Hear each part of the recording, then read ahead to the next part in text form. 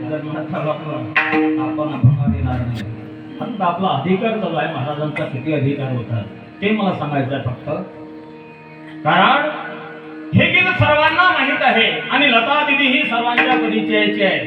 आणि एखादा जर आपल्या महाराष्ट्रामध्ये असा की आम्हाला लता दिदी माहित नाही महाराज, तर तो कदाचित या महाराष्ट्रातला नसला पाहिजे, नाही का? बघा काय झालं, एकदा मुंबईला पत्रकार परिषद झाली. 2-4 पत्रकार असे बसलेले आहेत, मध्यंतरी दिदी बसलेले आहे.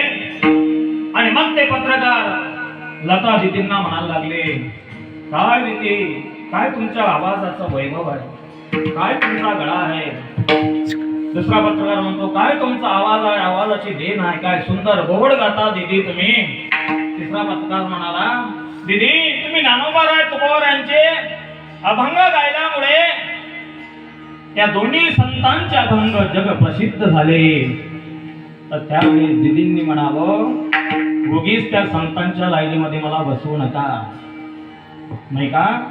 त्यांच्या एवढी मी मोठी नाही.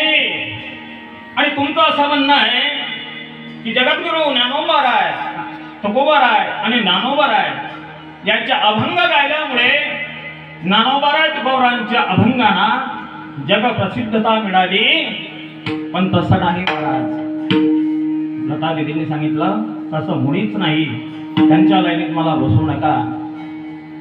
जगद्गुरु तुकोबाराय आणि ज्ञानोबा आहे, थोर आहे, महान आहेत. परंतु पहा, आता माझं ऐका, तुम्ही सुद्धा ऐका. लता दिदींनी म्हणावं, त्यांचे अभंग गायल्यामुळे ते अभंग जग प्रसिद्ध झाले नाही. तर ज्ञानोबाराय तुकोबारायांचे अभंग मी गायल्यामुळे मी जग प्रसिद्ध झाली. विठ्ठला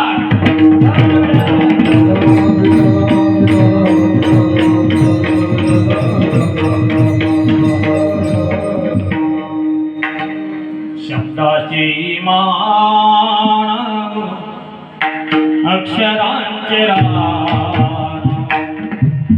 अभंगाचे पान,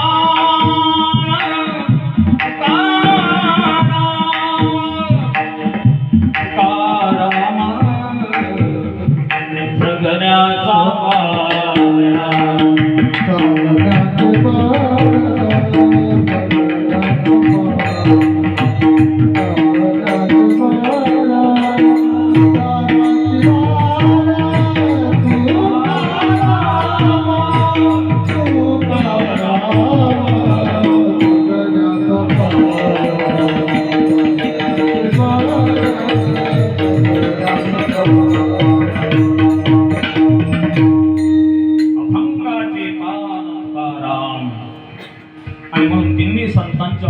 जर आपण विचार केला, जगद्गुरु तुकाराम महाराजांचंही वाङ्मय आहे, ज्ञानोबारायांचंही वाङ्मय आहे.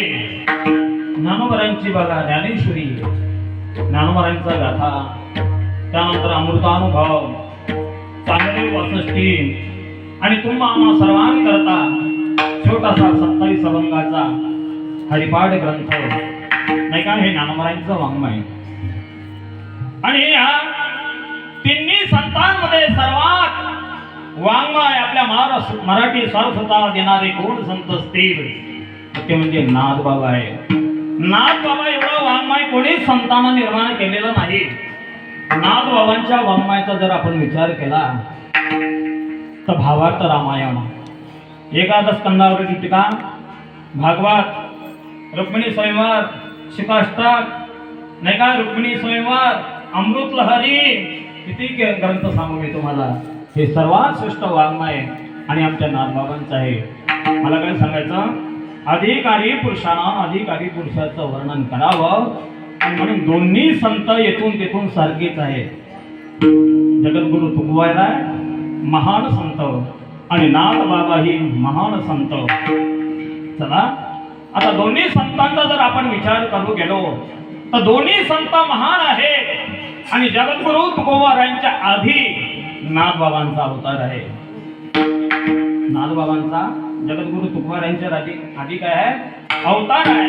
आणि त्यांच्यापेक्षा ते मोठे असल्यामुळे आणि मोठ्यांचा आपण आदर करावा, मोठ्यांच्या विषयी आपल्या मनामध्ये श्रद्धा असावी.